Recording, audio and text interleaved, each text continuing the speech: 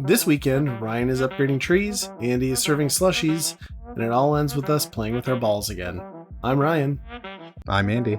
And this is Weekend Rental, episode 217.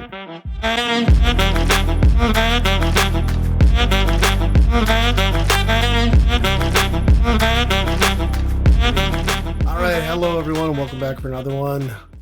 Andy, how you been doing since the last time we recorded? Oh, same old, pretty busy stuff going on.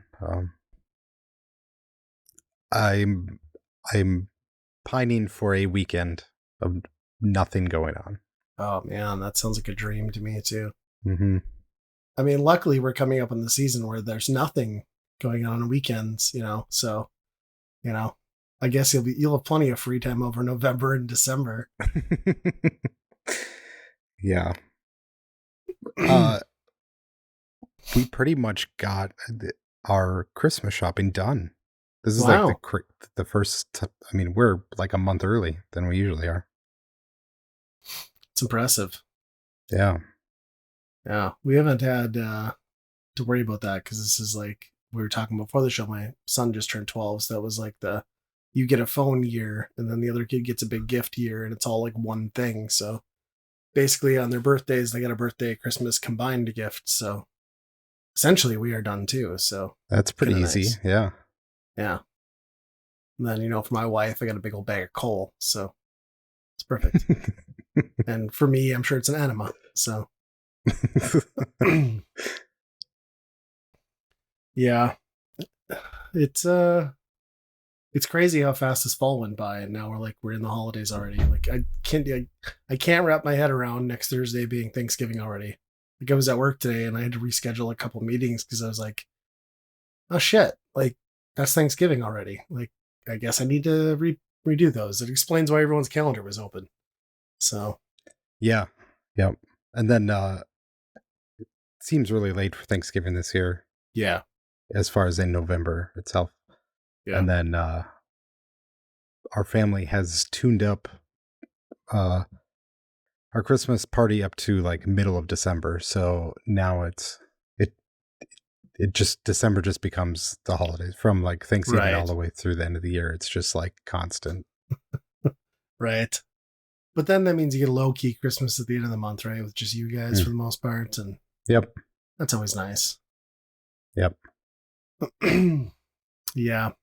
Yeah, that's been the big hot topic here too, is because like with the new house, we have like the lofted second level. So of course that means like we must get a massive Christmas tree that encompasses like the 20-foot ceiling. Mm-hmm. And like, so it's been this whole like, what's the biggest Christmas tree you can buy? And it's like pretty much like 10 foot is like what most places max at. And then if you want to go to like say 14 or something, it's like, well, do you want to drop $1,100 on a tree? So I think we've settled on Menards has a 12-foot tree. And we're going to be very rich in Menards like rebates here pretty soon. So I think we're going to go with that. And then I was like, I'll just build like a base for it. So it's a couple feet taller. Yeah, my wife is very excited about that. So that's pretty good. But we're waiting to decorate until after Thanksgiving, unlike you sickos out there who already have decorations and lawn ornaments up. That's blasphemy. So just saying. I know. Isn't that? It's crazy. I was on a conference call today and Liddy's like bragging about like, well, I already got my Christmas decorations up. I'm like, gosh. You're the devil. Like, what are you doing? You should just be taking your Halloween stuff down, right? 100%. Yeah, that rotten pumpkin should have just gotten thrown away today. Yep. Like a real American. Yeah. I don't know. My wife has been... Oh, go ahead. My wife has been threatening about getting a second Christmas tree for the basement, and I'm not on board. I think you can only have one. I think I'm gonna have to disagree with you, Andy. I think if you have a separate living space and it's not in your main living room, I think you're allowed to have a second tree. I'm just saying. I'm not saying you need to decorate it and or put it up, but I think it's allowed. So this might be the first episode that doesn't go live. Amanda, do it. Get that second tree. You deserve it. Yeah, we've done the even in our smaller house, we've done the upper tree and lower tree. Like there's always like the main Christmas tree, but like I don't know, it's kind of nice to have second one. We also have cats though, so it's like wherever you put an unsupervised tree just means like chaos every day you go down there and Mm, see it the next morning. So I don't know. yeah. Yeah, tis the season though. I mean, it is crazy though. It's like we're gonna be like basically decorating in December. Usually get that like full last week of November to be doing Christmas stuff. Yep. Yeah, it's definitely a strange year for that. Yeah, And I I've think been it was having. Oh, go ahead. well, the weather's just been so nice that it Oh doesn't yeah, feel like fall either. So, yeah. They were threatening snow today, but it didn't even get like close to being cold enough. hmm I've been having a fun week on my new commute home. So like, I take a different interstate exit now, and then like it's a street, but I just kind of refer to it as a frontage road to get to my house. So I take it on Monday when I come home for lunch, right? And then I'm driving like 30, right? In most places, I would assume city streets are 25 miles an hour. So I'm going fast already. And I look behind me, and there is an SUV like less than 2 feet off my bumper, right? I'm like, what in the fuck is going on here? Like, what's this person's deal? So then I do like the thing and like naturally just like let off the gas a little because I'm annoyed. Because if I'd have hit the brakes, they'd have rear-ended me. So I'm at like 25 then, and then this person like peels out around me and passes me on a city street, and then drives 40 yards ahead of me and takes a left into a cul-de-sac. So I'm like, all right, like where's the fire? Like you could maybe forgive somebody, like maybe they got a call that their like kid glued their face to the oven or something. I don't know, but I was like, that is stupid and needless. And anyway, so the next day, Tuesday, I come to lunch again, and I'm crossing the overpass over to interstate to get to this frontage road. And out of my rearview mirror, I see the same gray SUV, and they're booking it, and they're like trying to pass me on an inside lane, which isn't going to work. And I know it's not going to work because there's traffic there, and we're coming up to a stoplight. So it's like, God, this person's just like straight up a psycho. This wasn't like a one-time thing. So when we get to the next corner in the road we need to turn on, well, there's a gas station on the corner. And I see this person they're behind me. They pull through the gas station, try to race through the gas station parking lot and cut in front of me, which they don't do. Like it takes them longer. And then they're behind me again, instantly riding my ass. So then at this point, I'm like, fuck you. And I just start like, so I start driving in the middle of the road so they can't get around me. And we get to like probably, I'm going to say 30 feet from where they need to take a left. And this person tries to gun it and pass me on the inside. And so I just swerved back and ran into the curb. And then they like turned over. But I'm like, what was going to happen if you passed me on the inside? Because you would have already been at your turn and you would have had to like basically let me T-bone you. So I'm just Yep. like, this person's now like my mortal enemy. And I know which address is theirs because I've driven by and looked where they parked. And I think I'm going to just send them like a no return address letter, just like telling them they're terrible humans and that they suck at life and shouldn't be driving. So that's my plan for now. I might get a dash cam. Today I had the phone ready. Like it was in my cup holder, like ready to like film this person being a psychopath, but I didn't see him sadly. But Do they know that you live nearby?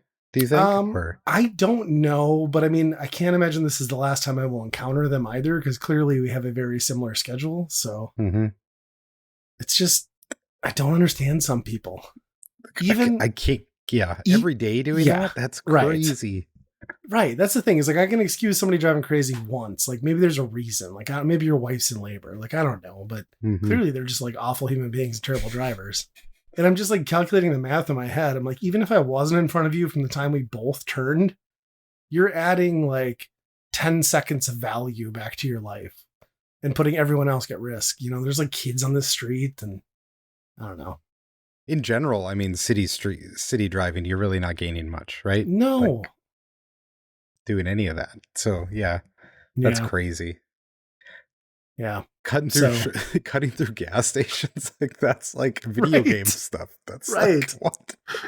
And like it was obvious it wasn't going to save them any time because it's literally longer to cut through the gas station than to just take the damn road. So like I don't know, man. Like it's pretty wild. I was just like shaking my head, like I couldn't believe it. So Yeah. that's been Wow. fun.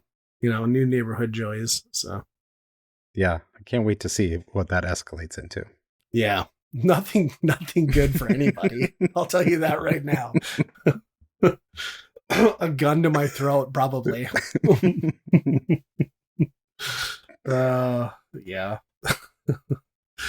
But in other news, have you been? Well, I'm actually curious in your first one because I saw it hit Game Pass also, and it has been high on my want list. So Pacific Drive, you dove into this, huh? Yeah, talk about driving. This game is really kind of strange. It isn't what I thought it would be, I guess. Okay. Um, it's a game where you drive a car and you have to fix this car. It's a survival game. So you're constantly fixing the tires, upgrading, the panels on your car, that type of stuff. And then you go out on the road into like these kind of sections of this Pacific Northwest areas that are kind of like affected with a whole bunch of anomalies, right? Okay. And you basically drive through them, and then gather some energy balls, basically, and then you are able to open up new paths and you go farther and farther. And then it gets weirder and weirder, crazier stuff happens. And then you go back and then you take all the resources you've gained and upgrade things and do it again. So it's kind of a run based thing Wow. a little bit. I thought it was like an open world thing. Okay, that's interesting. Yeah. And I've probably put over 10 hours into it. And I was having a lot of fun until you realize, and maybe I'm missing something because it seems like it should be, but does not seem like the case from what I Google it. Every time you go on the run, you have to start from the garage that you are in. Okay. So you keep going deeper and deeper, and every run you're doing is taking that much longer to get to the checkpoint that you need to get to advance the Sure. story or whatever. And some of them are very annoying to get through. There's like certain one of them major thing you do is get through a wall, and it's very confusing to like drive through this wall, and it's really tough. And then as soon as I did that and realized I would have to go, drive through 5 other maps just to get to this wall and then get through the Sure. wall, and then you have more junctions along the way to unlock. That part, I don't know. I'm feeling a little burnt out on that part. And I just wish there was like a fast travel that you could start at least at the wall that. Sure. Yeah, I guess I'd always been under the assumption that it was like an end to end journey. I didn't realize that it was going to make you like reset like that. So yeah, it's kind of a bummer. Yep. So I don't know. I kind of fell off of that once I've every time you did it, it was like, well, you're just adding another 20 minutes to your run. Sure. And then And you're seeing eventually, stuff you've seen before, right? right. And the resources and stuff that you're gathering in the kind of the first few junctions or whatever really don't matter anymore because you've upgraded the stuff for that. Sure. Um, and a lot of the scavenging stuff kind of for resources really just kind of doesn't end up paying off anyway. It's kind of like one of those things where you play a Skyrim thing and you're like in the first few towns, you're looking through everything and like gathering everything, Sure. right? And then Yeah. by the end of it, you're just like skimming through, you're just skipping everything. That's kind of what this is you realize like, oh, you're just floating in a lot of these resources. So why even bother checking Right. every trunk, like getting out of your car and checking every trunk of every car on the road? Well, that's disappointing. I had in my head it was a much different game because like it looks so cool, and like part of it too is like the paranoia meter, right? Like you kind of like slowly lose your mind, and like the effects and like the scares and stuff get worse as you are out there longer. Is that kind of the case? Yeah, I don't know exactly how it works. I don't know if it's something like that or if it's like because you are gathering some certain energies that all the anomalies are converging toward you or Okay. something. But yeah, there's eventually there's some stuff that just like there's 5 things just going on all at the same time, and it's kind of crazy to try and escape. The Sure. one thing it is kind of cool when you finally do get to an endpoint where you don't have any junctions unlocked. What you do is you gather all the energy balls in the area, and then you open a portal basically. And usually the portal's on the other side of the map. Okay. And then there's like a storm circle that once you open that portal, the storm circle starts converging toward that portal, and you have to drive to the portal before the storm circle comes. Sure. Otherwise, you get just your car becomes useless and damaged and a whole bunch of stuff. And that part's kind of fun. Sure. Just be a mad dash across the whole map. Well, I'm glad this one had Game Pass on because like I'd been like hovering over it on Steam, but that doesn't sound like something that I'd put a ton of time into either. Knowing that now. Yeah, it's really deliberate. It's really slow, I would say. Okay. Um,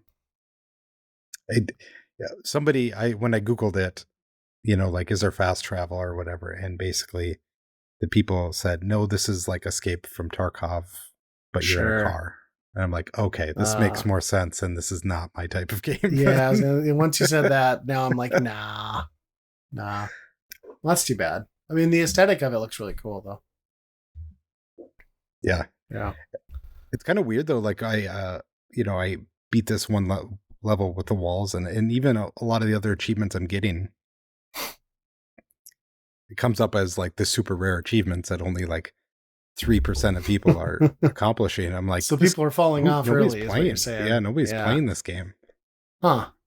That's too bad because like it seemed like it, at least on Steam, it had kind of an early buzz for sure. But I Mm-hmm. mean, I don't know when it hit Xbox. Well, it just hit Game Pass now, which is well over a year after it came out. So yeah, I saw there's like another game on there that's not in that same art style, but it seems similar. I forget what it was called. I was looking at the preview of it where it's like a survival horror game driving along like the coast too. It looks like it's a 2D like top down like old GTA almost. Okay. Huh. I'll have to look at Game Pass again, but I was like, that seems like something I should try also. So yeah, I haven't gamed much since. I've been busy doing other stuff. I did play some more Ball X Pit. I think I'm done with that game. I like it. It's just I've sunk enough hours into it to be like, all right, I'm good. Yeah. I started to play Power Wash Simulator 2, but I think I'm burning burning candles at both ends. So it's like I put that on and like 3/4 through that opening tutorial level of that van, I was just like basically falling asleep playing it. And I was like, all right, I need to be more like energized to jump back into this. So Yeah. yeah, it is more of that game for sure. Oh yeah. Still liked it. I need to not be tired all the time to play a game like that because it is overly comforting and monotonous and tedious. So. And well, some of them are very long. I mean, we just end up beating it this last weekend. Sure. Um, and with the two of us playing with split screen, like there's ones that take a good hour Oh, I'm just sure. with 2 people, and I don't remember any of them that long. I mean, it would, assuming it's almost double the time then, if it's only one Yeah. person doing it. I mean, I remember that some of them getting well over 30 minutes for sure. I feel like that van took me like 40 minutes though on my own, which seemed Okay. Yeah. excessive. But that might have just been because I was getting used to the mechanics again too. It's like Mm-hmm. once you get in the zone in that game, like you kind of understand like where you need to focus more. But yeah, get a lot of achievements then for beating it all the way through. Yeah. Yeah, it was pretty good. There's some pretty good levels in there that have a little bit more interactivity in it. There's like creatures and people or what? Just like different things you can do in them as you wash, things happen. Okay. Which is there's a little bit more reactivity to, things you can clean, and then a new area will pop up that you have to clean or something like that, Sure. which is kind of cool. Um, but I think I enjoyed it more than the first one. It's funny because at first we were soaping everything because everything is, I mean, soap is free. You don't have to pay Yeah. for soap, and it's not in the old one. I think you had to like, it was even like there's a metal soap and there's a plastic soap, and things that depending on the type of material it was even. So we used a lot of soap, and then by the end of the game, when you have all your stuff upgraded, you can just like blast the ceiling with a wide path with, because you have just this huge long extension, and Sure. there's no reason to have soap anymore at the end of the game. Sure. And it's funny because I watched a video of somebody playing the first few levels again, and it's like, wow, was it really that hard? Or like it took that long to, because in the last few hours it's amazing how much ground you can cover in such little time with Sure. the equipment that you upgrade. But Yeah, I know. Like that first level, like I kept getting pissed off because it was like, why are the windows not clean? And then I was like, oh, I need to like spray them with soap and change the nozzle, and then like, mm, yeah, it was tedious. And then the whole belly crawl thing to like get the hard spots. But hmm yeah, yeah, I'll sink more time into it. I just, well, for one thing, I need to get my Xbox Series X over here so I can install it and then do 2-player split screen. I think would help because I just did hmm cloud on my Fire Stick, which is even on a game like that less than optimal because like sometimes it really lags out. yep. So I think split screen would help.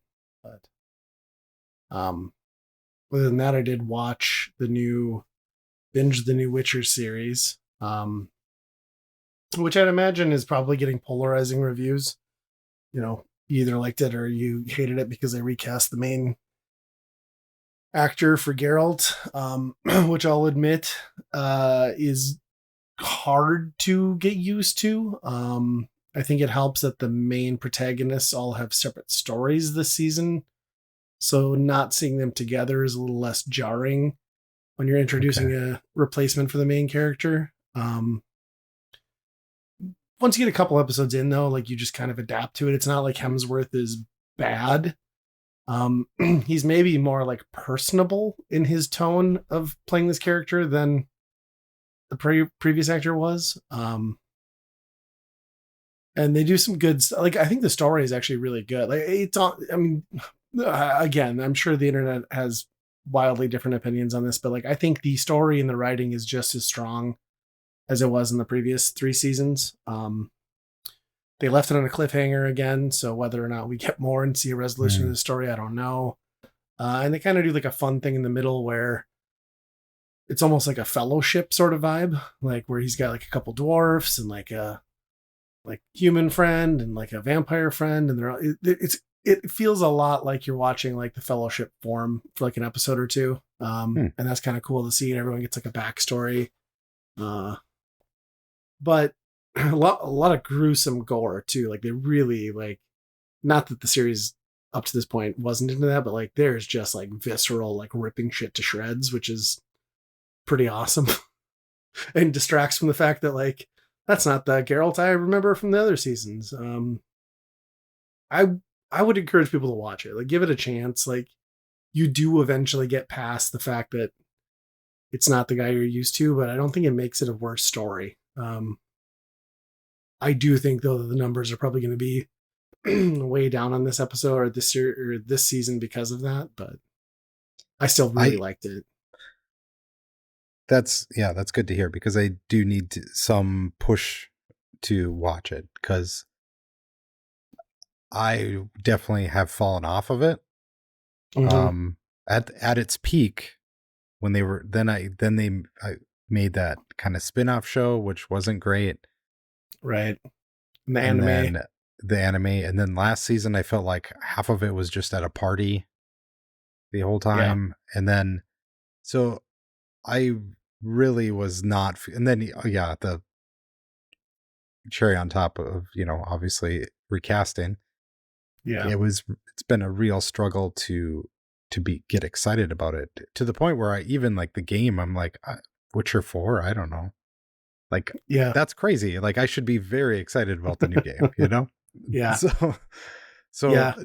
telling me, you saying that it's really, really good, then yeah, It's as I'm good going to as watch anything it. else they put out. Yeah. And I think Okay. like this might be the rare instance where like the new form of like how shows get made was beneficial, because I think like that elongated gap of like from the previous season to this one helps ease into the fact that Geralt has changed as like the actor. Whereas like if this was traditional TV, you'd had like a 3 month gap, we'd have been back, right? And it Right. would have felt a little more jarring. Where this gives you a little bit of time to get kind of foggy. Um, he's not as good. I mean, Hemsworth is just not as good, but he's still very serviceable. And he pulls off the role well. And again, I think the story and the action and the three divergent storylines that are all very action filled really helps kind of distract from that. So I Sure. wish my only complaint is that like I wish the season had ended with me feeling like it accomplished anything, but like it just didn't push the story to like any meaningful like resolution, which is fine, assuming we get a season 5. But that's a big assumption, right? Like Netflix shit can shows all the time, so Yes. Yeah. And that's, less he's, sex in this one, which is disappointing. well, yeah, that's the Game of Thrones thing, right? Eventually they Right. start toning it down, which, when I think about it, maybe that was the last time that I was really excited about a new show coming out, or a new season, was the last Game of Thrones, and I got really burnt on that. And I feel like Yeah. I have not had a show since then that's been like, I've been like counting All the the way days until through. it releases, you know? Yeah. There's Yeah. certainly ones I that I'll mean, watch, but it's you're not super hyped for the conclusion of adult Stranger Things season 5? right. 25-year-olds? Talk about a gap between seasons maybe doesn't help a show quite Yeah. as much. That one's yeah, I don't know. I'll watch it, and I guess I'll probably be excited about it, but at the end of the day, I feel like there's so many more people more hyped about that show than I am, where I'm like, Yeah. yeah, it's better than your average Supernatural episode, but it's not like I'm going to make this my lifestyle and think about it for two No. years straight. Well, God, you go to Target and like right now, Target has like 2 full aisles just dedicated to Stranger Things. Like there's toys, there's like the radio station vinyl with the soundtrack, like jackets. I'm like I want to see this through too, but my hype train for this peaked at like season 3. Right. Yeah. Exactly. And I feel like every year it just kind of, there's not enough of it to really flesh out enough of it. You know Yeah. what I mean? They just kind of I, keep saying that, well, this is the storyline now. yeah. Keep up type thing. I'm going to be curious on the tone, right? Cuz like every season has followed like a tone of like the horror genre, like where arguably you could say we started out like Goonies, and then by season 3 we were at like slasher flicks. Like what, like are we going to be in for like torture porn, like Saw and Hostel stuff, or like Hmm. what is the overall tone in this now? Hopefully it's something completely unique, but they've always gone for like an aesthetic vibe of like a certain era of horror, I feel like, and I don't know what they do with this one. Hmm. I'm sure it will be fine though. They've had 2.5 years. I mean, God, it's been 2.5 years, right? Or at least 2 since season 4. It's been a while. Yeah. And like, I yeah, mean, like you said, they're not even close to kids anymore at this point. no, no. Millie Bobby Brown's married to a Bon Jovi and adopting kids, and she's a grown ass woman. She doesn't need to be 11 anymore. No. I'm curious on slushies. Is this the beverage or is this a game? Or what are we talking about here? uh, I but I'm an owner of a slushy machine now. Oh, So nice. yeah, this was popped up on a deal site or whatever. It was like the 700, it's normally $700 and it's only $100. It's like a near professional grade slushy machine. You got to buy that. Are we It has talking to be. like gas station 7-Eleven, like it's always swirling the slushy thing and you Yep. pull the tap down? So in Yep. your home right now, you just have a slushy machine running with like constant slush in it. Yeah. I mean, you have to you put stuff in it, and then it runs for about an hour, and it gets to that consistency. And yeah, it's that Okay. thing, and you dump it out. You could run it all day long for sure, and just have it there. Okay. But usually we just try and get through what we can of it, and throw away the rest or whatever, but clean it out. I love that your justification is just that it's so discounted. I have to own it. Well, yeah, it's a good investment at that point. Yeah. You're You gonna buying the have the dip. kids set up at the end of the driveway now next summer with the slushy machine and Yeah. Oh my gosh. Talk run about like a 400-foot extension cord yeah. First, you find the lemonade stands that are doing well, and then you set up shop next to right them next to with the them. slushy machine. Yeah. Yeah. I like it. Well, this could Then work well if you and I hit the swap meet market to sell games because, like, we'll bring them in with the slushies and then sell them some games they don't want. yeah, Too. exactly. Yep. Nice. So, does it come with like mixes and stuff, or you just have to like concoct your own like Kool-Aid slurry, or how does this work? Yep. It basically says anything with sugar, any Nice. sugar drink, you can. It works. So, like any Um, beverage in America, pretty much. Tap Pretty water, much. pretty much. Yes. Yes. Yeah. Diet stuff, not so much. Does not work with diet Okay. because it needs the sugar to freeze or something. I don't know. So, what are the greatest hits that you've tried so far? Probably the one my son on his birthday here yesterday. He wanted to try cherry Pepsi, Okay, and that wasn't too bad. I'm into that. Yeah. There's something with those that you kind of like without the carbonation, it just kind of Sure. tastes different. It still tastes good, but it's like, well, this doesn't taste quite right because you're missing Yeah. the bubbles. But we tried a strawberry daiquiri mix, and holy shit, that was way too sugary. That was Well, you too gotta much. water down with the booze, Andy. Come on. Yeah, I know. We definitely did some of that too, but it was still way too sweet. Holy cow, I don't know. Tried a couple other juices, stuff like that. So but Nice.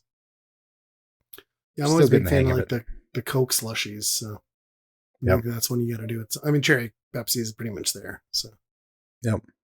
well, that's pretty Yeah. cool.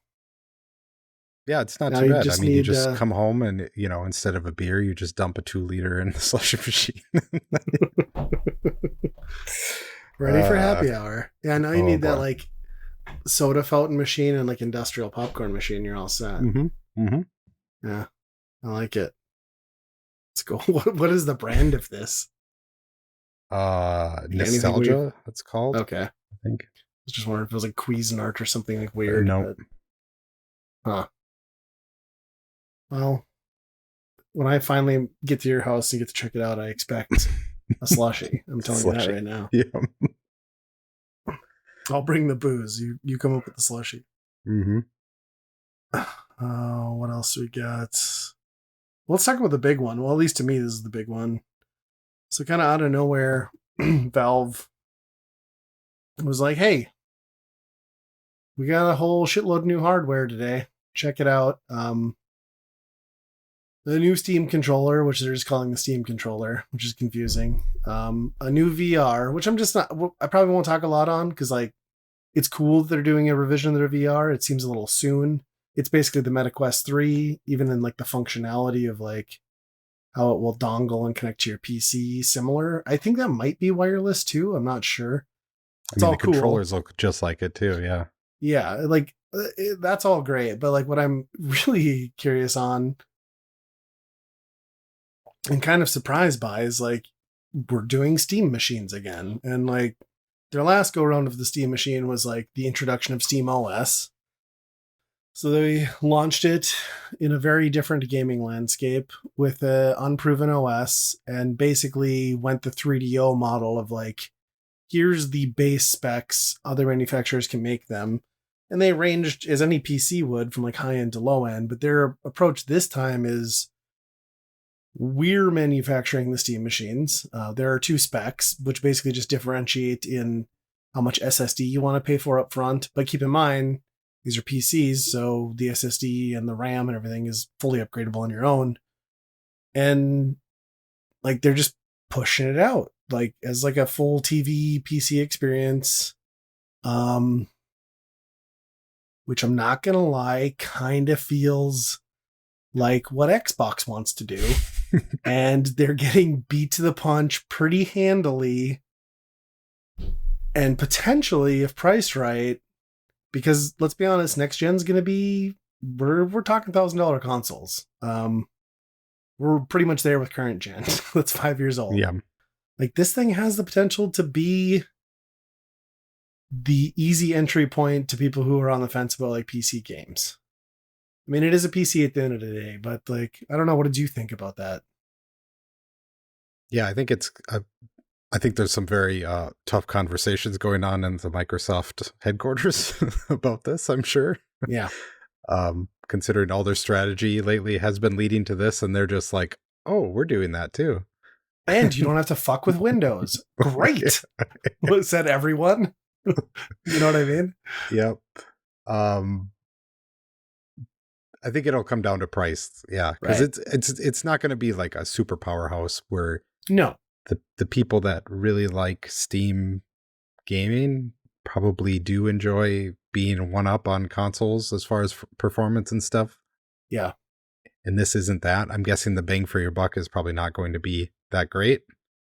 But Yeah. This feels like this is for the casual gamer market and not like the number crunching Steam crowd. This is for the people who just want to like pop into their cozy games or their indie. Like, don't get me wrong, this thing will still run most recent releases at a relatively solid like 30, I would imagine.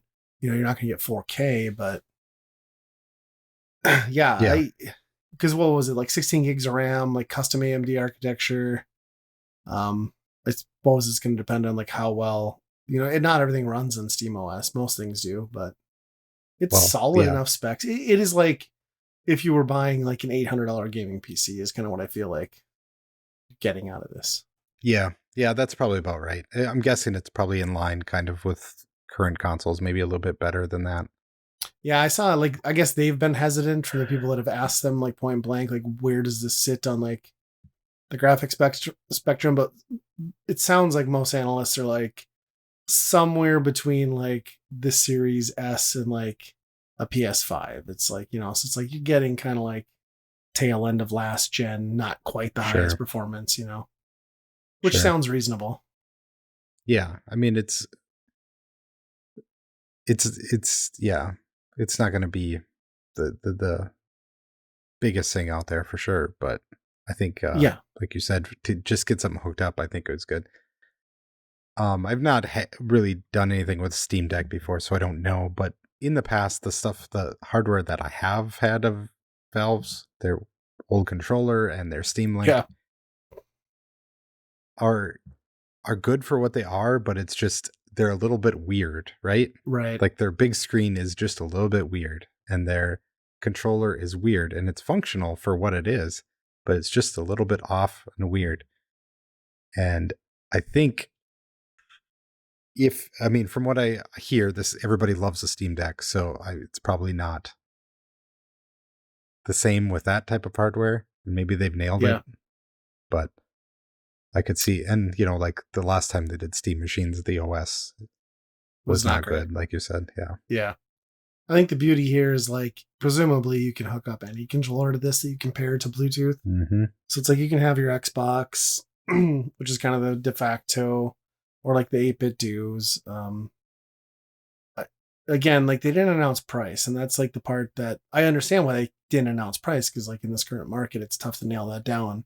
But there's been a couple leaks. The first one got me really excited, where they projected it would come in somewhere between like 450 to 600, and I was like, well, that's way better than I was thinking because I was thinking Mm-hmm. 800.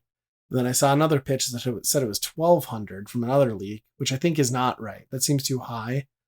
I think I read something where they projected the manufacturing cost to be about 430, you know, and then you got to scale it to like get those down.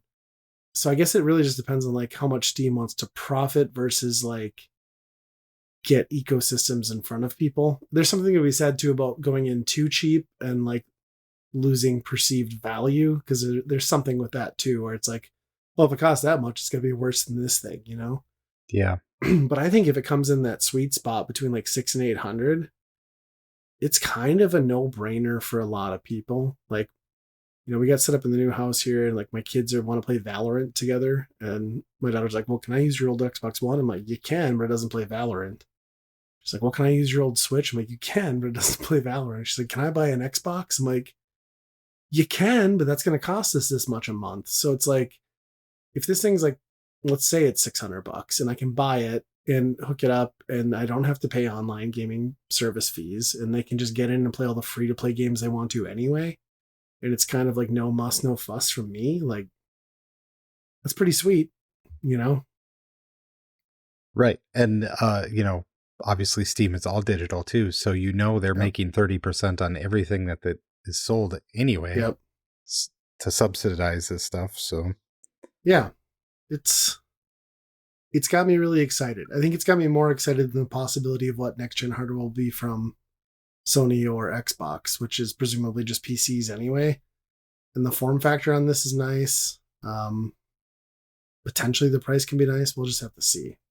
And the reason, like, I pre-ordered a Steam Deck when they became available, and I canceled it because I was like, I want this, but I own a Switch and it never leaves the dock. So to me, this is like you know, my dream of what I want with the Switch was a version that is just a brick. You know what I mean? That I don't have to carry yeah. around. So I don't need one. I've got a gaming PC, but for a house with a couple of kids who like to play games together, this is a good option. Potentially. Potentially. And can you put Game Pass on it? Oh. I mean, are they going to allow that? Yeah, can I don't you know. like, I suppose, right? Like in theory, you can dual boot. Yeah. So just get like a Windows 11, and why you would want to do that? I don't know. Yeah. I am interested to see what Microsoft is doing, because they are really focusing on like making a fork of Windows that is specifically for gaming. Xbox, yeah. Yeah. So that And could that's be what really this interesting is, to see. right? Yeah. Yeah. Yeah, I'm very excited. If it comes out at a reasonable price point, I will probably get one of these like very early on next year. Yeah. And if it doesn't, it doesn't. Whatever. Like I can just build my own custom like mini PC thing and give it to my kids to play type of games they play on. But it's It is cool. crazy that, the first hit that they have had in hardware with the Steam Deck, they're like, yeah, we're not making one of those. We're going to wait on that one. Like they're not cashing in on that upgrade yet, Right. Right. which is Yeah, and crazy.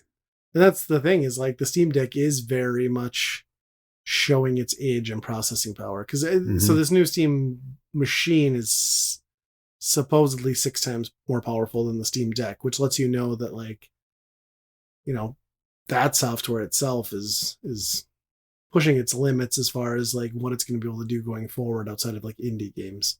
Yeah. So they'll definitely do a revision of the Steam Deck once I think component costs hopefully come down in the future. I just think like That's this my is not the thought. time. Right. I think if it wasn't for all the tariff business, they probably would have one announced by now, because Yeah. it just seems like it's probably pushing it over the edge of being cost effective.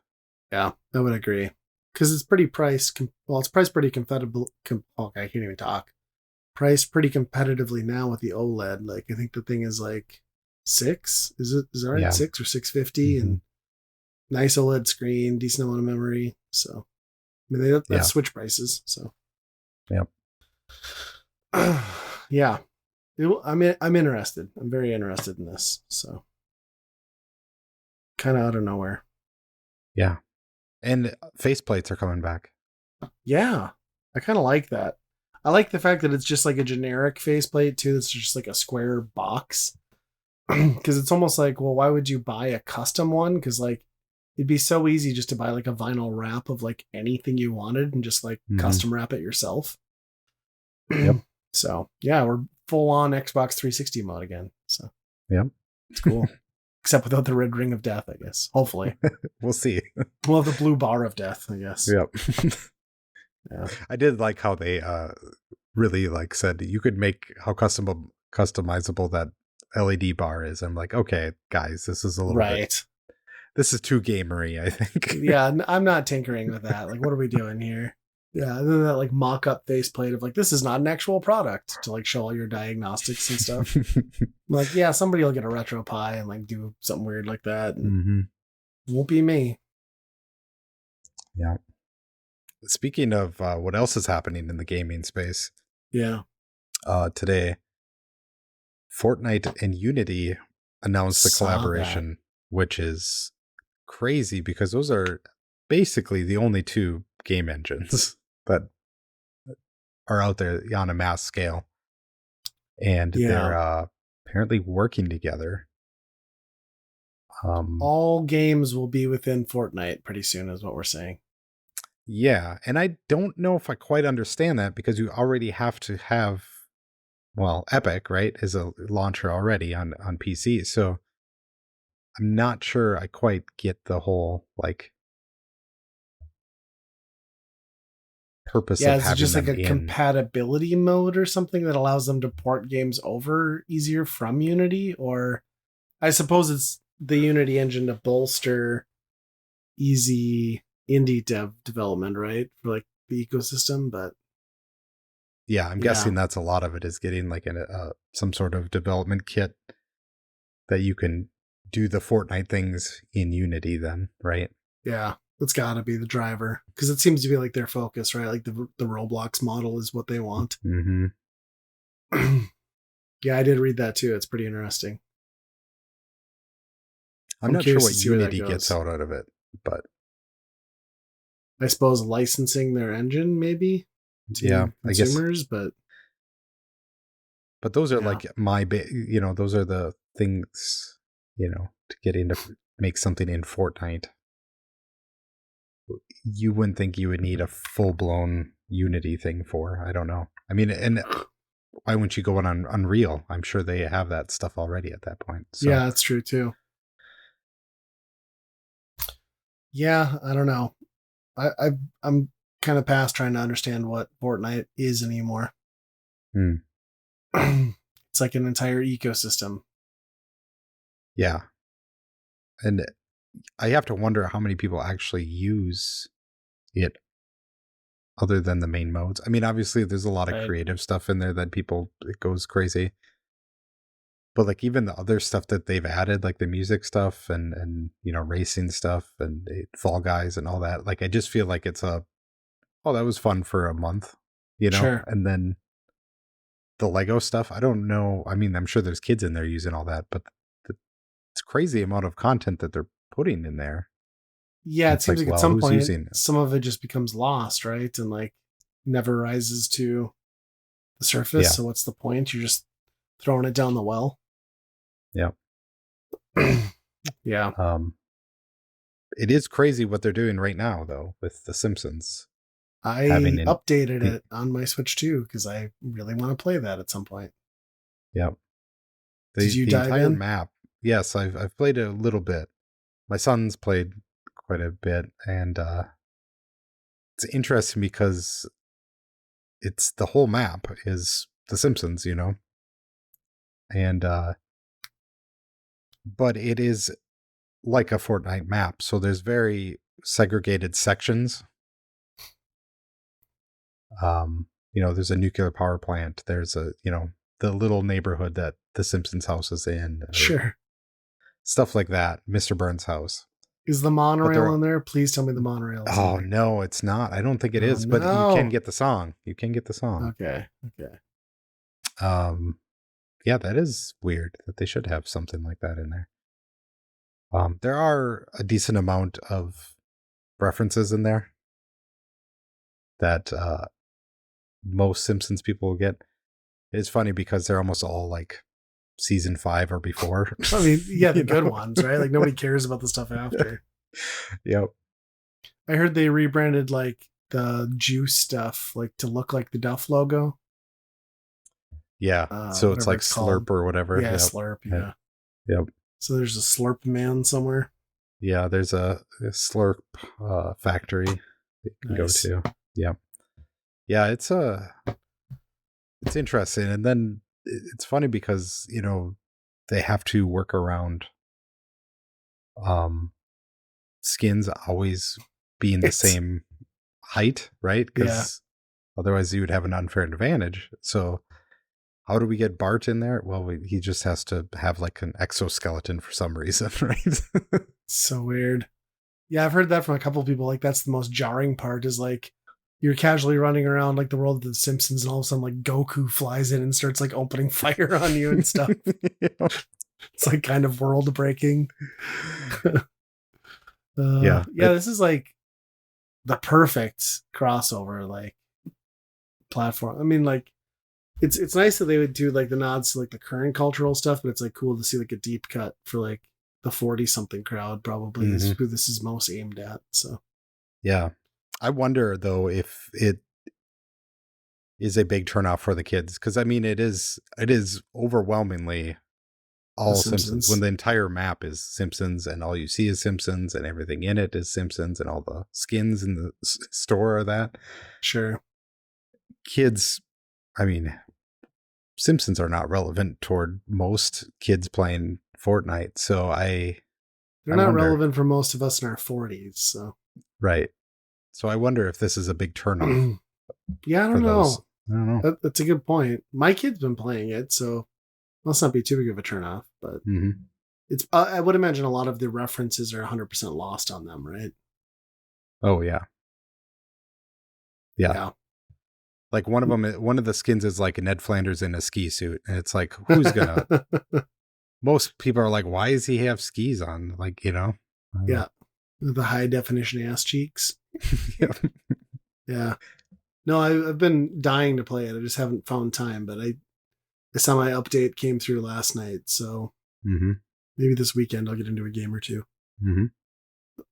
Very, very cool. If you ask what it would take me to get back into Fortnite, apparently it's The Simpsons. So now, if we can at some point get Futurama, I'll be really happy. Yeah. So they do well. I think the skins are in there for Futurama, Yeah, I think you're right. I think I've but seen yeah. Zoidberg. Yeah. Oh, that's cool. Um, what else we got? Oh, Mario Galaxy movie trailer. Did you catch that at all? I didn't. I saw a little bit about Bowser Jr., but Yeah, Bowser Jr.'s in there. Bowser's still tiny from the last movie, it looks mhm. like. Um, it's what you'd expect. They just beam off into space. You see a thing with Rosalina.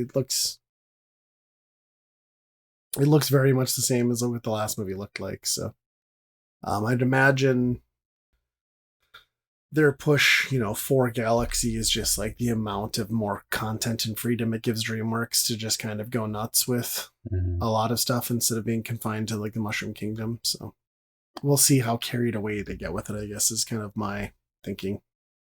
I guess the disappointing part was they didn't do enough of the Mushroom Kingdom in the first one anyway. Right. I mean, they were there just a little bit, and then it was like, well, you got the real world, and then you had to go to Donkey Kong, and then you had to do this, and Yeah. So they didn't really spend a lot of time in normal Mario mode anyway. Right. That's true. Yeah, I didn't even like, there was so much more they could have worked in and It's other almost worlds like they could have tied into.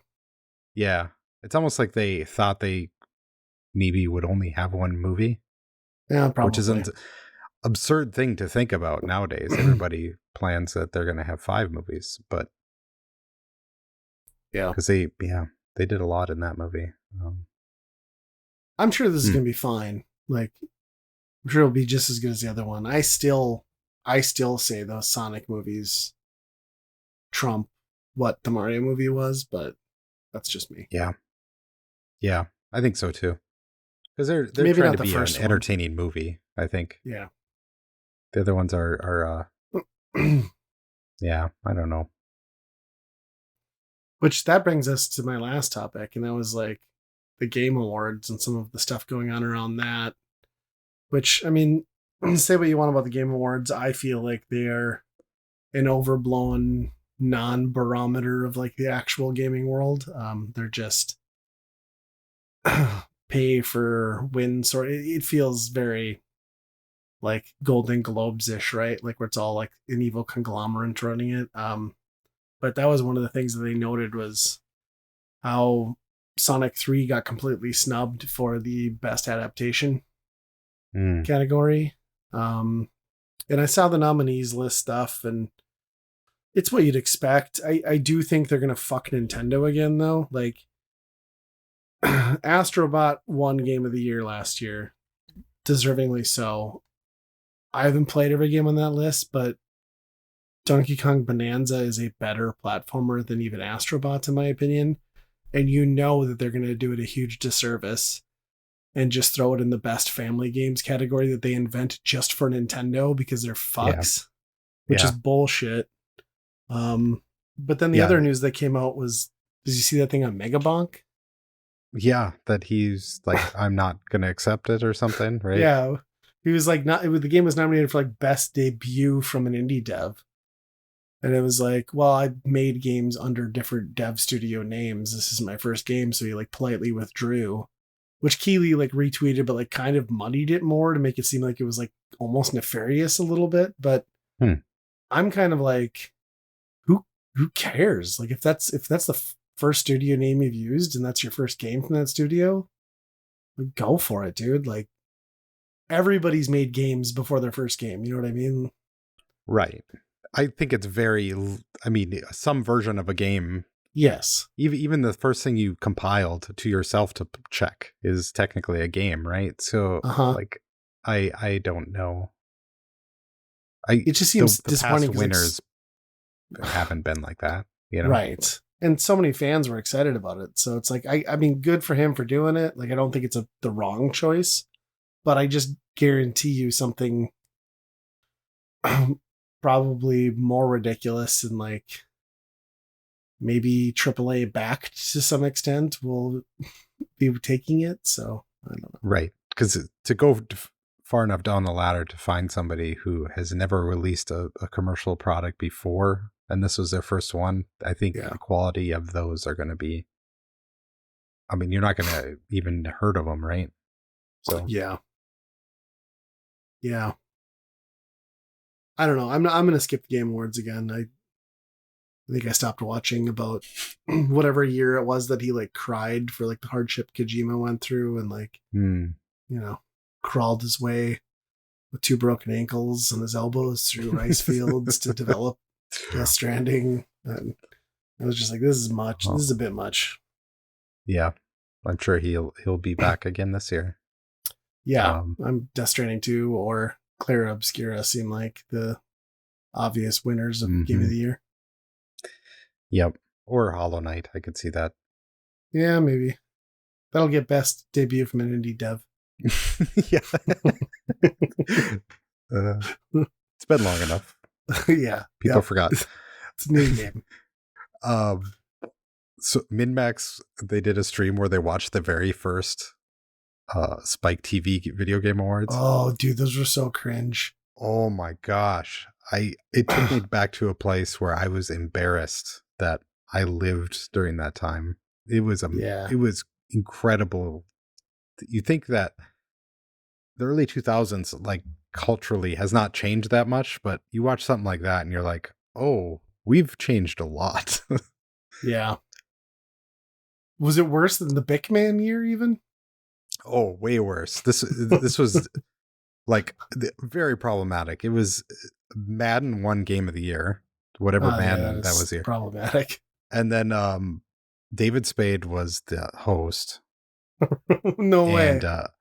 the entire time it was just like, and this was, you know, these type of things don't, these type of women don't uh seem like they exist anymore. The type of like Pamela Anderson and like Sure. Carmen Electra, like they just show up just to be like, I'm the hot girl here, right? Right. And there was like one segment where like it was one of those girls and she like zipped down her top a little bit and showed a little bit of cleavage and then zipped it back up. And it was like that nonstop. And David Spade at one point says she needs to come back out there and keep doing that. Or it was just like, and then you go to a commercial break and it would be like Virgin Mobile selling a phone and it was just like a naked girl on a street just covering all her private parts with a tiny little phone. And then the next commercial would be like a call to order VHS tape of the title of the VHS tapes was a bunch of naked girls. And it was Original. like, call this number to order your VHS tape, blah, blah, blah. And back to Spike TV Awards. And it was just like cheerleaders, What? just like they would go over to the table with the game developers, and all these cheerleaders would just blast confetti over them. And it's just like these nerdy, like, Yeah, because that's what makes game developers feel comfortable. You know, they're not highly introverted or anything. oh my gosh, it was incredible. What year did that come out? Do you know? I think it was like 2003 or 4 or Oh, something like wow. I that. didn't realize it went back that far. Yeah, that's crazy. Yeah. I mean, a lot of that was Spike TV in general. If you I mean, remember that was that their whole era, tone. it was a lot of that Mansers stuff. and Yes. yeah, weird ways to die or whatever. Yeah. Yeah. Huh. I might have to go watch that. It sounds awesome. Does that get us on the staff picks? Yep. You don't want to do a staff pick, or your staff pick is no thanks. Yeah, I kind of figured that would be what we would be talking about. Hard to pass from Andy on the staff no picks. thanks. I'm not doing it this time. Not happening. No, it's it's a game, card game called No Thanks. Simple, very easy, but the type of game that you want to keep doing more rounds over and over and over again all night long. It's a card game with deck of cards from 3 to 35. You want the lowest number possible, lowest score possible. So you put a card out, say it's a 35. Nobody wants a 35. That's a lot of points, right? Everybody starts with like 11 little poker chips. And you can, when it's your turn, you just say, no thanks. You put one of the chips in, go around the table until the pot is too good. And somebody takes the 35. Sure. And those chips count as negative points. So you count them up at the end of the round. Then you can minus all those chips that you have. Sure. So eventually, these high numbers start getting more and more appetizing because they're a net, much smaller number at some point. Right. The interesting part about it is that if you get cards that are next to your other ones, if you make a run of cards, you only score the lowest number in your run. So if you ended up getting the 34 and the 33 and the 32, sure, you're only going to get 32 points. But you're taking all these cards. But it's fun because you hose everybody else because, if you're sitting with a 35 and the 34 comes out, everybody's going to put chips on the 34, but doesn't bother you. In fact, it lowers your score. So it's a lot of fun of just like hosing everybody at the table of all their chips. So there's some psychology then to like kind of right. How many cards are you dealt to start with? You go through the deck one by one. So okay. So you don't start out with like a base hand of like 4 or anything? No. Okay. So it's whatever cards you end up taking from, So you really got to be aware of what people are grabbing to piece together where they're at in their hands. Yeah. Okay. They put it out in front of them so you can see. I guess gotcha. You could be diabolical and hide them all. Yeah, I was thinking this was like everybody a bluff situation. Yeah. But no, it's usually like the whole table knows that that asshole over there. That asshole over there doesn't bother him, but he's making us pay all these tokens. It's kind of funny. And then there's some things that arise where I had a game where I was doing that, and then I didn't realize that somebody else didn't have any tokens left, so then they have to take the card. Oh, so you disrupts the whole plan. Yeah, nice. That's funny. Yeah, super simple game. Yeah, those are the best fun. Sometimes. Yep. Sounds like a good one. Mine YouTube channel, In Deep Geek. Like in this whole moving process, I just like got into like I have all this time and I'm sitting up like waiting to get stuff done, or like you're back from the realtor. So like I started watching like the Lord of the Rings over again, and then that led into I'm gonna watch a bunch of videos on Middle Earth and like the lore of the Lord of the Rings. And this is like there's a bunch of channels, but like In Deep Geek is the one I've been watching a bunch. And he does like a lot of the like answering your questions on like how come Gollum didn't age after he lost the ring, and like Hmm.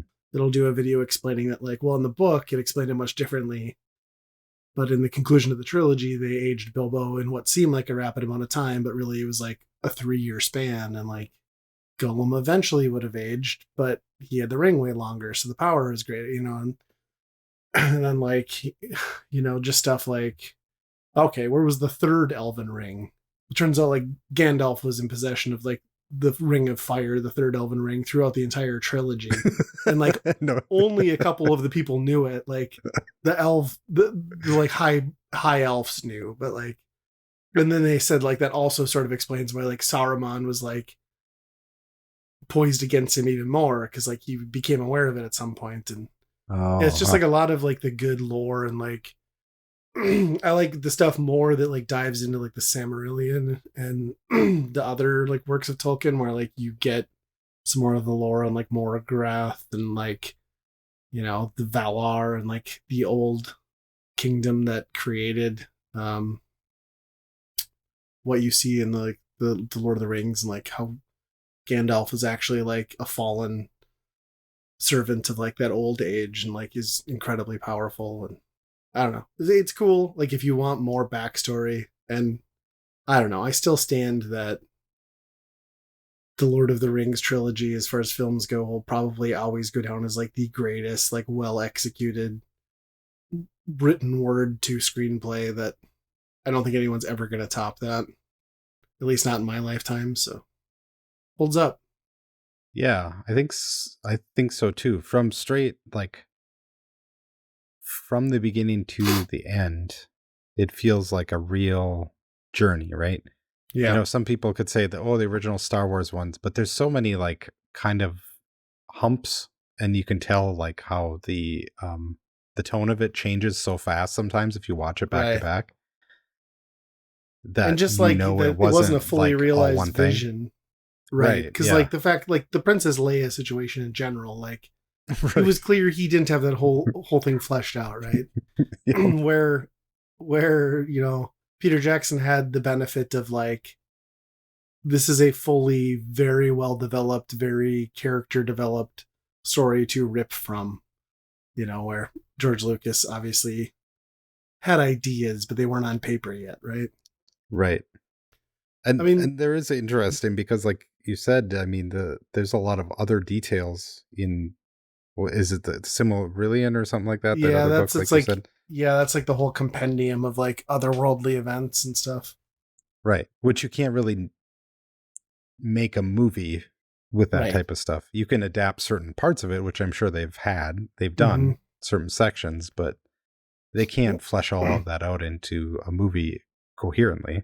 Yeah. After The Hobbit, I could see I mean, Peter Jackson trying, but we all just pretend the Hobbit trilogy didn't exist. It's just better. yeah. Yeah, like there was one video too from this channel. I think it was this channel or maybe one of the other ones that got recommended where they were talking about how like just even like the care and attention into the trilogy to where like if they needed dialogue, they tried to rip it straight from the text. Like sometimes lines are taken out of the book that other characters said at one point, but were like repurposed to like go to a different character because it fit the canon and like the tone, and like that's an extra level of detail that most people wouldn't go to in something like that. It's kind of Yeah. crazy. Oh, that's cool. Yeah. I saw a clip about like Robert Plant talking about how other bandmates in Led Zeppelin weren't aware that a lot of the lyrics were about Lord of the Rings, and they Did got he? pissed that it Did was they like never nerdy read it? stuff. That was like, I think that was the moment because like I never liked Led Zeppelin, and then I got into Lord of the Rings, and I was like, he just talked about like Gollum. I'm like, this is awesome. Yep. Like I'm gonna listen to more Led Zeppelin. Yeah, it's funny. I mean, to be fair, it wasn't probably. I mean, it was a hugely popular book series back then when they were making those songs. But yeah, it's kind of like slipping a D&D reference in there in the '80s, I suppose. Right. Yep. It's funny.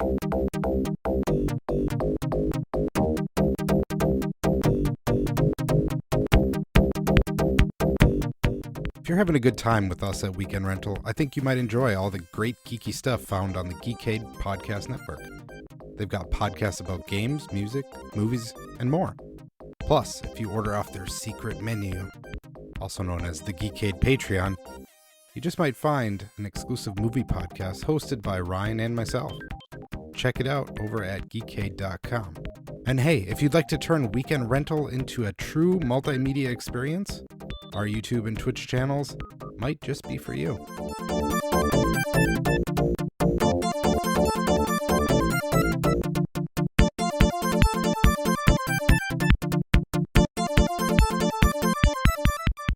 All right, so the weekend rental, of course, if you're not familiar, we pick a game for a given system, we'll play it, and Andy and I will give our opinions as to whether we would buy, rent, or burn that game.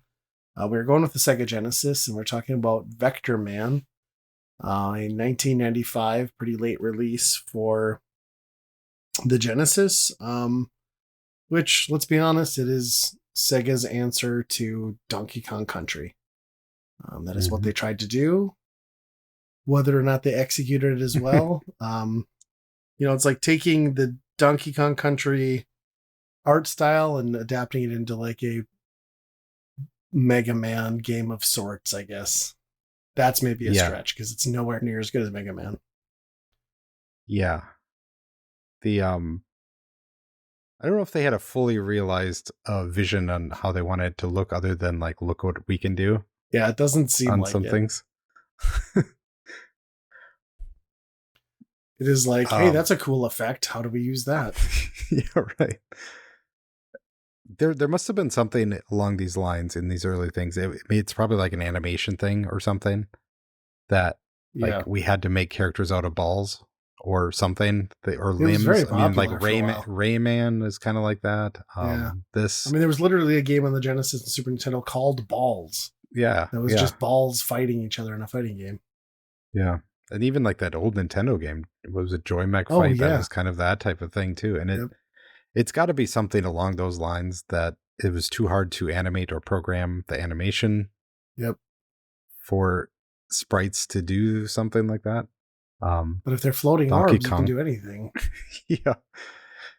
Donkey Kong was such a, everything in that thing was pre-rendered pretty much. So it was easy to just move on to the next thing, the next animation frame or whatever. And do you think there's some of that like 3D rendering stuff going on with some of these enemies in this game, or do you think it's just like clever sprite work? I think so. Yeah, I mean, it's definitely, especially on him. I mean, the balls are going kind of all over the place sometimes. So yeah, that's true. I think the part that really got me like hyped was shadows. Like when you go in different parts of the shadows and the sun, like it affects really his body. It's crazy.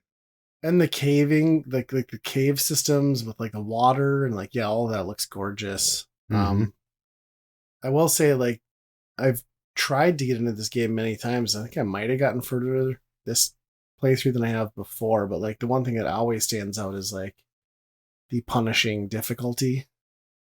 Yeah.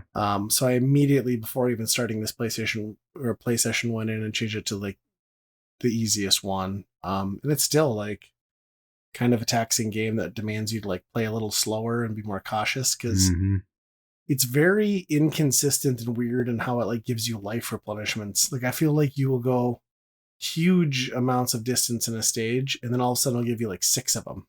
Which makes no sense.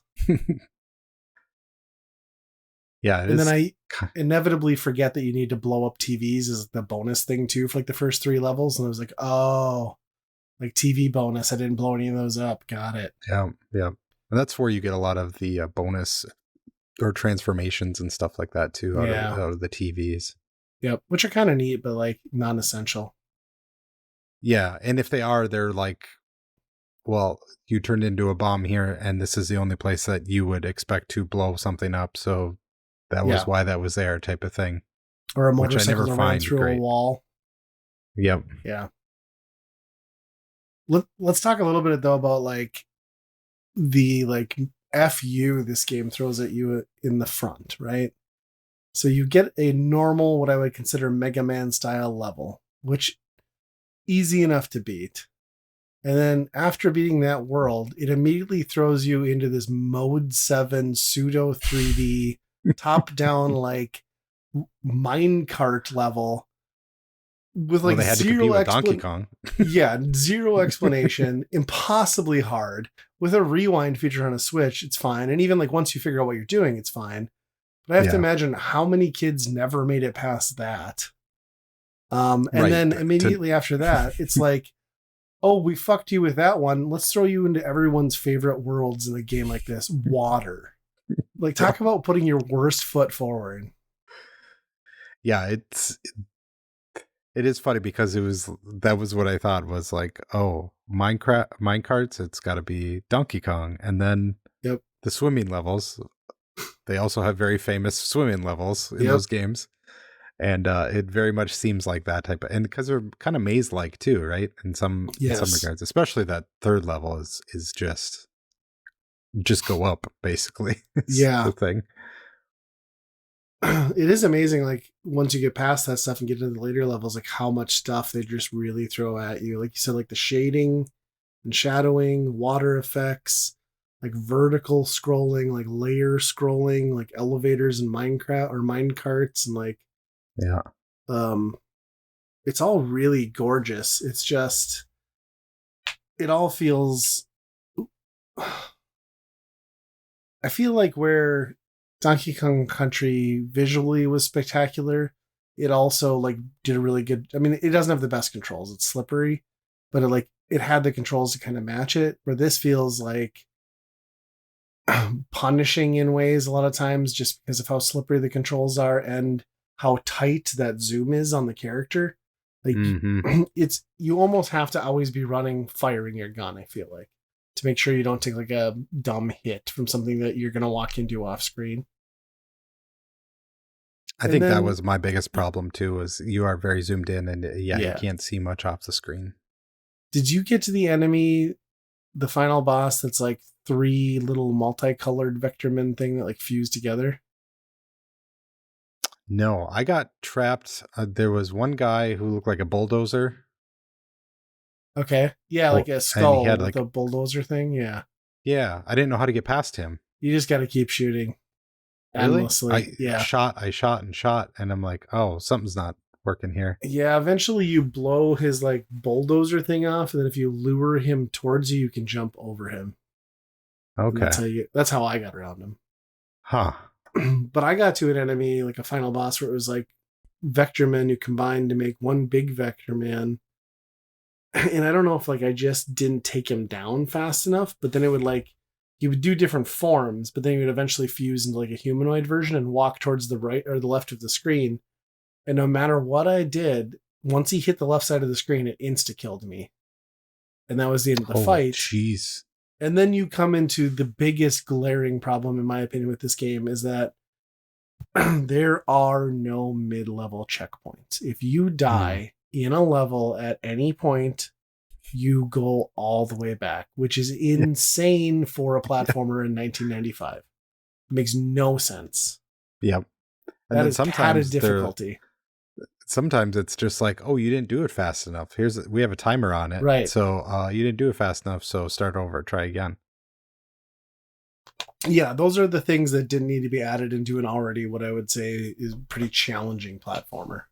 Those things Yeah. just there's no excuse for those in a game on that platform in that age. It's just crazy. Yeah. I mean, for how advanced it looks, and there's some gameplay that is definitely advanced. The core stuff in it is really old. Yeah, like no Yeah. checkpoints. Um, I think the fact that a lot of these like glowing stars are kind of like the main attractant of what you're trying to do, but it's just points. I mean, Donkey Kong Yeah. had bananas, but they're not like this. This was just nuts with Right. that type of stuff. So it's constantly in your face with those that it almost seems like that's the point of the game when it really doesn't matter, those things. Yeah. Um, the TVs being the upgrades are a good idea, but they take way too many shots to Mm-hmm. to Consecutive shots too, because it's all like if you do 2 shots, it slows its rotation and you're back to beginning, and that's weird. yeah. It should just be, like a Sonic thing where you just, or a Mario, you just hit a block and you got it and go, Mm-hmm.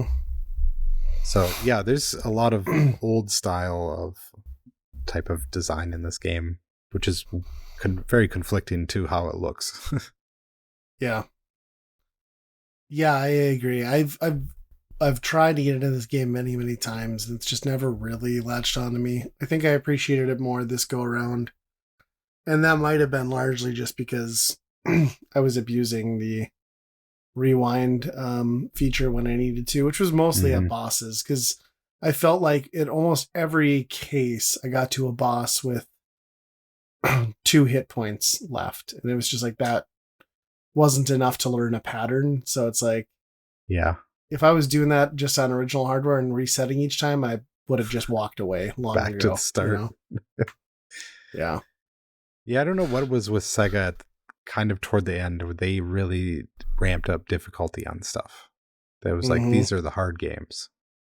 Yeah, I think of like this and like Comic Zone and like kind of the same Hmm. thing where it's just like, God damn, what were you doing? Like, Right. These are awesome games to should look be at and fun play. I want to too. see more. Right. Yeah. Yeah, exactly. Yeah. So what do you think you'd give it on the Byron Burn scale? you know, there's there's not quite enough to be uh, really put it in the buy category for me, I think. I want to like it. I think it's super cool how it looks. I like the attitude and the vibe it's going on it. Um, Mm-hmm.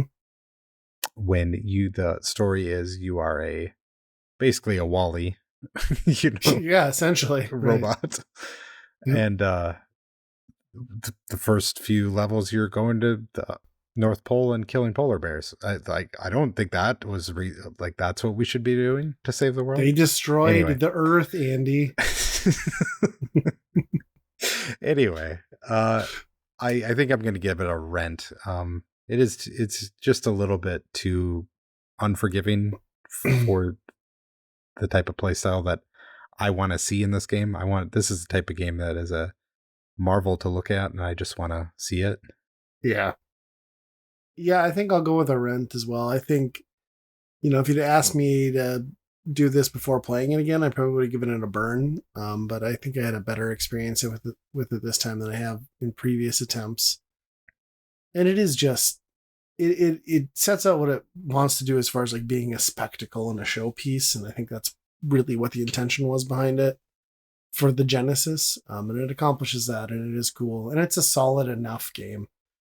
But yeah, it's just a little rough around the edges in key areas that hamper progression and fun at the end of the day. So I think Rent is where it needs to sit. Yeah. I always had a problem with him being called Vector Man because I picture Vector as very sharp Triangles, things. yeah, right. Me Yes. too.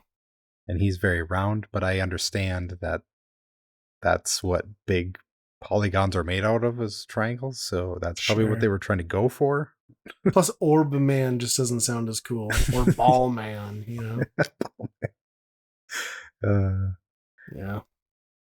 did they made another one, but I think after that they There's a never two. did anything, right? No, there was that one in development when they went third party that was supposed to come out for either the Xbox or the PS2. And there are early 3D screenshots of that, and they look atrocious. But that's as far as Huh. that went, I think. Huh. So, yeah. I think you could make a nice 2.5D Vector Man, maybe. Yeah, nowadays. Mm-hmm. They'll never do it, but. No, Well, another one of the books. that is. You can reach us at weekendrentalpodcast@gmail.com. Tell us your stories about, I don't know, Vector Man, power washing. I want to hear, do you have a power washer Mm. and what you do with it? Because I enjoy power washing on a video game. Less so with a real power washer. It's fun with a real power washer. It's just messier, You get right? wet. Yeah. Yep. Um, and we're also on the Geekade Patreon with a exclusive podcast about different movies that we come across. Our Mm-hmm. last one was Drag Me to Hell, Sam Raimi classic. So if you want to listen to that, you got to join the Geekade Patreon. But that's going to do it this time. So be kind, rewind. Bananas.